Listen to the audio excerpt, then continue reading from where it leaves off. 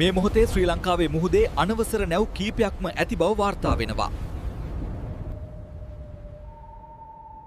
ලංකාවේ නාවික හමුදාව විසින් සාර්ථක ලෙස මේ නැව් පහක්ම තමන්ගේ අත්අඩංගුවටගෙන දැන් පරීක්ෂා කෙරෙනවා.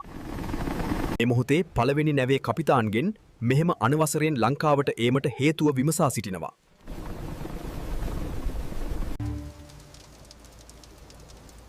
මේකේ ඉන්න ඔක්කොම කට්ටිය මේ පාර O level කරන කට්ටිය. සිංහල, ඉතිහාසය, විද්‍යාව, ගණිතය, ඉංග්‍රීසි, කොමර්ස් කියන විෂයන් සඳහා මේ අය ගොඩක් දුර්වලයි.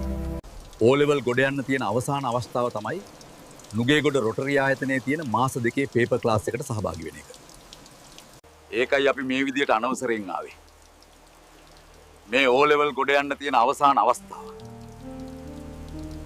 මෙවර සාමාන්‍ය පෙළට ඉදිරිපත් වන දරුවන්ට සිංහල ඉතිහාසය ආදරණීය සිංහල ඉතිහාසයේ ගුරුවරයා අසංක සමිත් හෙට්ටිහේවා 077යි 96යි 21යි 967 සිංහල සිකුරාදා උදේ 8 සිට 12 දක්වා ඉතිහාසයේ බදාදා උදේ 8 සිට 11 දක්වා විද්‍යාව ප්‍රවීණ රසායන විද්‍යා දේශක චතුරංග බණ්ඩාර 076යි 34යි 30යි 229 සිකුරාදා සවස 12යි 15 සිට 3 දක්වා ගණිතය හැරවුම කැරවුම ප්‍රවීණ ගණිතය දේශක ඉන්දික ප්‍රසන්න 076යි 69යි 012යි 40 English U Lakshi the teacher of the heart 077යි 31යි 11යි 210 ඉරිදා උදේ 11:45 සිට 1:30 දක්වා ජීවිතයට කොමර්ස් දුෂ්මන්ත හෙට්ටිහේවා ඉරිදා උදේ 10 සිට 11:45 දක්වා 071යි 700යි 11යි 39 රොටරි අධ්‍යාපන ආයතනය නුගේගොඩ ඔන්ලයින් තාක්ෂණයෙන් ලංකාවටම